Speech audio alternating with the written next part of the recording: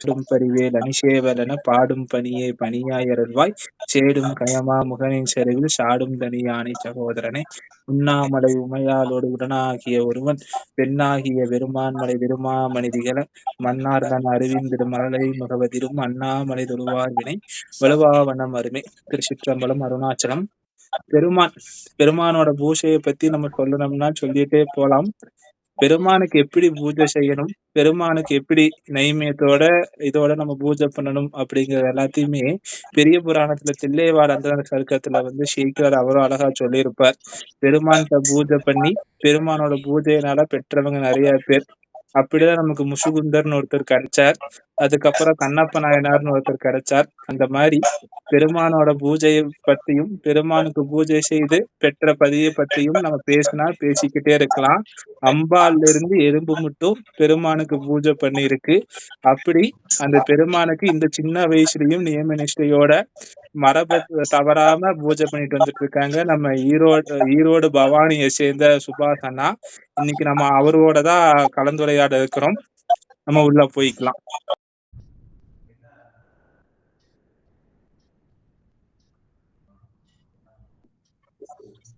வணக்கம் சுபாஷையா. திருப்புகழ் அடிமைகள் சபை சார்பா உங்களையும் உங்க கிரகத்துல இருக்கிற சுவாமியையும் இன்னைக்கு பார்க்கறதுல எனக்கு மிக்க மகிழ்ச்சி. நமஸ்காரம். நமஸ்காரம். ரொம்ப சந்தோஷம். எல்லாமே சுவாமி அனுகிரகம். அதேதான். தாமதிக்காம நம்ம நிகழ்ச்சிக்குள்ள போயிடலாம். சிவபெருமான் ஸ்வரூபம் பாத்தீங்கன்னா நிறைய இருக்கு. அதுல சிவகாமி சுந்தரி சமேத நடராஜர கிரகத்துல வச்சு பூஜிக்கணுங்கிற எண்ணம் உங்களுக்கு எப்படி வந்தது? அதாவது சுவாமி நிஷ்கலமா இருக்காரு. அதாவது லிங்க ரூபமா இருக்காரு. எல்லா தேவர்கள்லாம் போய் கேட்குறாங்க, சுவாமி இப்படியே இருந்தீங்கன்னா யாரு அனுகிரகம் பண்றது அப்படின்னு. சுவாமி முத வந்த ரூபம் நடராஜா. எனக்கு நடராஜா மேல இருக்க பற்று சின்ன வயசுல இருந்தே நான் எந்த கோயிலுக்கு போனாலும் சன்னதிக்கு போனாலும் லிங்க ரூபமா இருக்க சுவாமியை விட நடராஜா மேல எனக்கு ரொம்ப ஆர்வம் அதிகம். ஏன்னா அது என்னமோ தெரியல, அந்த ஈர்த்தென்னை ஆட்கொண்ட எண்டை பெருமானிங்கிற மாதிரி சுவாமி அப்படியே ஆட்கொண்டு வச்சுட்டார் தன் பக்கத்துல. ஸோ அப்படிதான் எனக்கு நடராஜா என்னோட வாழ்க்கையில ஒரு அங்கம், எனக்குள்ள ஒரு அங்கம் சுவாமி. அருமை அருமை அருமை. அடுத்த கேள்வி என்னன்னா, சுவாமிக்கு அன்றாடம் நீங்க அனுஷ்டி இத பத்தி சொல்லுங்க. நடராஜாவுக்கு வழக்கம் போல எப்போ போலதான் 6 அபிஷேகம் மட்டும்தான் சுவாமிக்கு. வருஷத்துல 6 அபிஷேகம் தெரியும் நினைக்கிறேன் எல்லாருக்குமே. மானி திருமஞ்சனம், ஆருத்ரா தரிசனத்துக்கு வர மார்கழி ஆருத்ரா, மாசி சதுர்தசி, ஆவணி, ஆனி திருமஞ்சனம், திருபுவனம், புரட்டாசி, இதுல வர 6 அபிஷேகம் சுவாமிக்கு ரொம்ப விசேஷமா நம்ம கிரகத்துல நடக்கும். அதாவது ரொம்ப ஆத்மார்த்தமா எந்த ஒரு ஆர்டிபிஷியல் திங்ஸும் இல்லாம ரொம்ப ஆத்மார்த்தமா இவங்கெல்லாம் சுவாமிக்கு பூஜை பண்ணிட்டு இருக்கேன். அது நித்தியப்படி பூஜைன்னு பார்த்துக்கிட்டீங்கன்னா நம்ம வீட்டுல ஒரு சிவலிங்கம் இருக்கு. சுவாமிக்கு என்ன பண்ணணுமோ அந்த பூஜை அந்த சிவலிங்கத்துக்கு நடக்கும். கிட்டத்தட்ட சந்திரமௌலீஸ்வரருக்கு எப்படி அங்க பூஜை நடக்குமோ கிட்டத்தட்ட அதே போலதான். டெய்லியும் அவருக்கு பால் அபிஷேகம், எல்லா திவ்யமும் இல்லாம அவருக்கு மட்டும் பால் அபிஷேகம். இது டெய்லி ஃபாலோ பண்றது.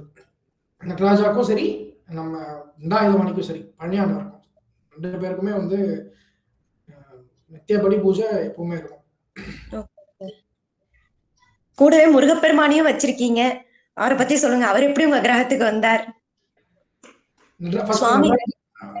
எப்படி வந்தாருங்கிறத மட்டும் நான் சின்னதா திருப்பா முடிச்சிடறேன். அதுக்கப்புறம் முருகப்பெருமான் வந்துடுறேன். எனக்கு சின்ன வயசுல இருந்து ஒரு நடராஜாவோட விக்கிரகமா வழிபடணும்னு எனக்கு ரொம்ப ஆசை. சுவாமி கிட்ட ஒரு சங்கல்பம் வைக்கிறேன், இந்த மாதிரி எனக்கு நீ வரணும் நடராஜா அப்படின்ட்டு. அதான் தவம் தான் கிட்டத்தட்ட. எப்படின்னா சுவாமி ஒரு நாள் கனவுல வர்றாரு, இந்த மாதிரி எப்படா என்னை ஏத்துப்ப. நான் எங்க இருக்கேன், இந்த கனவுல நான் சிற்சபைக்கு வெளியே அந்த விநாயகர் கிட்ட நின்றுருக்கேன். சுவாமியோட பாதமும் வீசிய கையும் மட்டும்தான் தெரியாது. சுவாமியோட வாய்ஸ் வருது, எப்படா என்னை ஏத்துப்ப. நான் என்ன சுவாமி ஏத்துக்கிறது, நீங்க தான் வரணும் அப்படின்னு நினைச்சிட்டு ஆரம்பிச்சதுதான். ஒரு 7 மாசம் உழைப்பு. சுவாமி அனுகிரகத்தால சுவாமி வந்தாரு. அதே போல அதாவது எல்லாருமே வந்து ஒரு இது உண்டு. ஒரு ஒரு தப்பான சிந்தனை உண்டு. முருகன் வந்து சுப்பிரமணியரா இருந்தாதான் பரவாயில்ல, தண்டாயுதபாணியா இருக்கும்போது ரொம்ப நம்ம வந்து நம்மளும் அப்படிதான் இருந்துருவோம் அப்படின்னு. கரெக்ட். கொடுக்கிற கடவுள் அவர்தான். தண்டாயுதம் இல்ல, ஓ கொடுக்கிற கடவுள் அவர்தான். தண்டம் சரி. மீறி நின்ற ரூபம், சான்றோர் கண்டு வென்ற ரூபம், அண்டமெல்லாம் பிண்டமான ரூபம்னு தான் வருது. Okay okay okay okay. So கொடுக்கிற கடவுள் அவர்தான். அவரு கொடுக்கணும்னு நினைச்சா கொடுப்பார். சுவாமியும் அவரும் ஒண்ணு அப்படிங்கிறது எல்லாருக்கும் ஒரு சிந்தனை வந்துருச்சுன்னா நம்ம அவரையும் இவரையும் பிரிச்சு பார்க்க மாட்டோம். உண்மைதான் உண்மைதான். அப்படிதான் எனக்கு Murugaperuman. Okay okay okay okay okay super.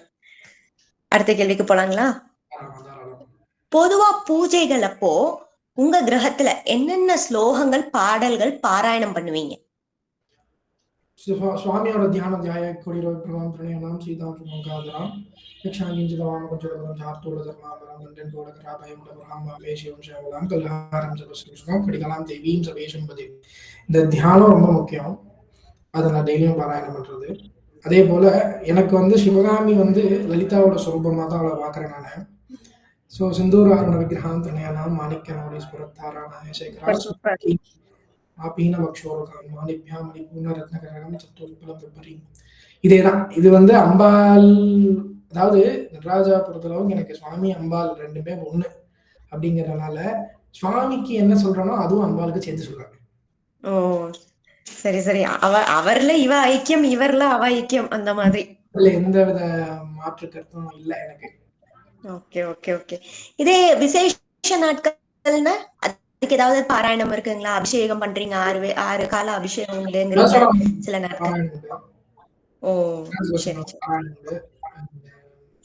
அதாவது சுவாமி வெளியில வர எனக்கு சபையை விட்டு வெளியே வந்தாருன்னா அபிஷேகத்துக்கு முன்னாடி சஹஸ்ரநாமம் முடிச்சுட்டு சாமி அதுக்கப்புறம் தான் அபிஷேகத்துக்கு கண்டறிவு. நடராஜருக்கு சஹஸ்ரநாமம் உண்டு? ஆமாமா, நடராஜ சஹஸ்ரநாமம்னு உண்டு. கணேஸ்வர தீட்சிதர் அருளிய, அதாவது அவரு அந்த குரல்ல பாடிய நடராஜ சஹஸ்ரநாமம் கேட்டா நம்ம யாரா இருந்தாலும் நடராஜாவை கிட்ட போயிடுவோம். இந்த மாதிரி ஒரு நடராஜ சஹஸ்ரநாமம் அது.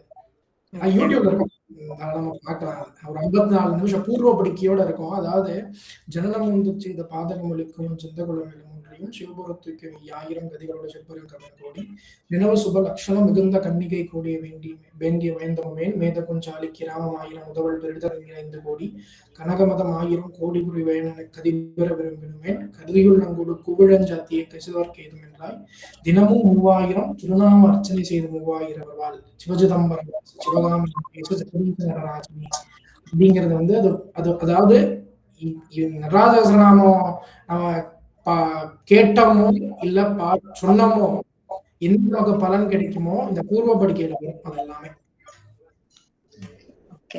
இப்போ நீங்க வந்து சுவாமிக்கு பண்ற அதே நித்திய பூஜைகள் தான் தண்டாயுதபாணிக்கும் பண்றீங்க? கண்டிப்பா கண்டிப்பா. அவருக்கு அபிஷேகம் நடக்கும்போது இவருக்கும் கண்டிப்பா உண்டு.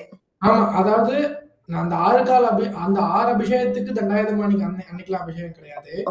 செவ்வாய்க்கிழமை, சஷ்டி, கிருத்திகை. ஓகே, இவருக்கு தனியா முக்கியமான நாள் கிழமைகள்ல இவருக்கு உகந்த நாட்கள்ல இவருக்கு, அவருக்கு உகந்த நாட்கள்ல அவருக்கு. கண்டிப்பா கண்டிப்பா. அடுத்து முக்கியமான ஒரு செக்மெண்ட், தினப்படி பூஜையின் போது சுவாமிக்கு என்ன மாதிரி நைவேத்தியம் வைப்பீங்க? இதே விசேஷ நாட்கள்ல என்னெல்லாம் வைப்பீங்க? நித்தியப்படி வைக்கிறது வந்து கண்டிப்பா அன்னம் வந்து நைவேத்தியம் உண்டு. அதாவது ஏதாவது ஒரு அன்னம் நைவேத்தியம் உண்டு.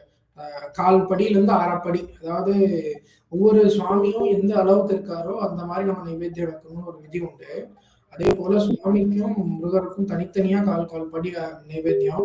அன்னமத நைவேத்தியம், அதாவது சக்கரை பொங்கலோ புளியஞ்சாதமோ புளியோதரை, இந்த மாதிரி ஏதோ ஒரு அன்னத்துல ஒரு நைவேத்தியம் கண்டிப்பா உண்டு.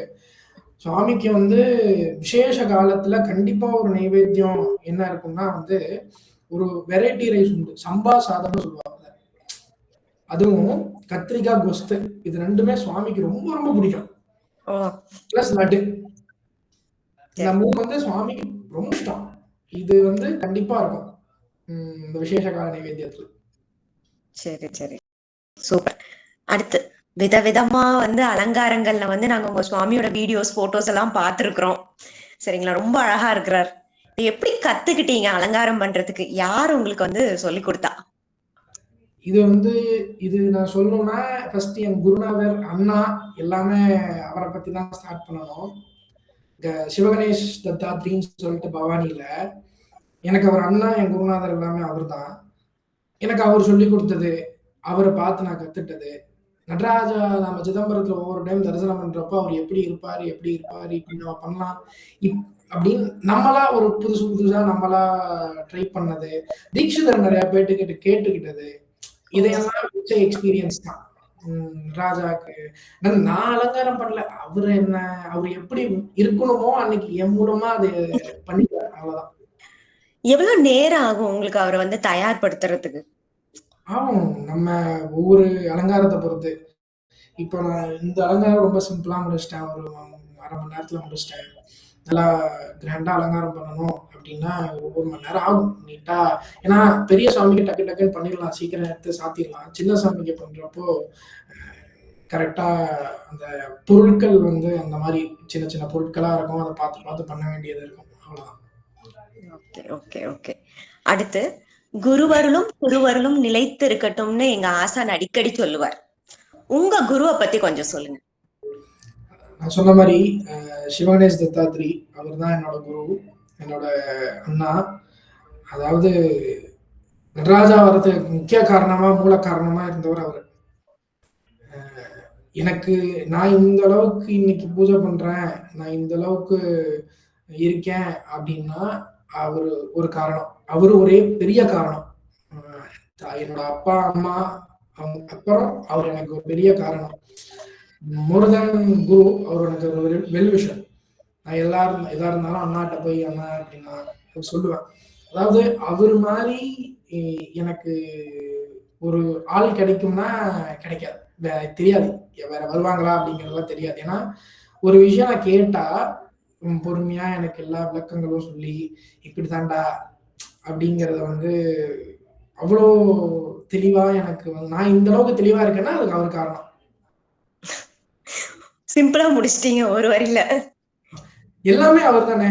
அதாவது மாதா பிதா குரு அப்புறம் தான் நடராஜா. ஓ கண்டிப்பா கண்டிப்பா கண்டிப்பா. ஆஹ் சரி, இந்த எம்பெருமான் இந்த சுவாமி வந்து உங்க வீட்டுக்கு வந்த பிறகு சுவாரஸ்யமான நிகழ்வு ஏதாவது நடந்திருக்கா? அதாவது சுவாரஸ்யமான நிகழ்வுன்னு நம்ம குறிப்பிட்டு சொல்ல முடியாது. ஒவ்வொரு நாள் ஒவ்வொன்றும் நடந்துட்டே இருக்கும். இப்போ நம்ம சுவாமி வந்ததே வந்து எனக்கு அன்னைக்கு வந்து என்னடா ஒரு வாத்தியமுமே நம்ம போடாம இருக்கமே அப்படின்னு பார்த்தா பக்கத்துல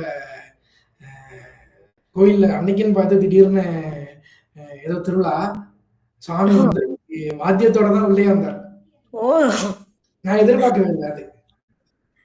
ஓ அவரை கொண்டு வந்த அழைச்சிட்டு வந்த அன்னைக்கு? ஆமா ஆமா அன்னைக்கே. ஓ சரி சரி. வீட்டுக்குள்ள வரும்போதே மேலதாளத்தோட தான் வந்திருக்காரு. நான் வாத்தியம் போடல.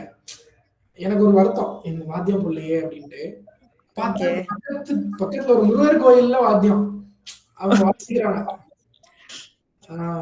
சாமி ரொம்ப சந்தோஷமா.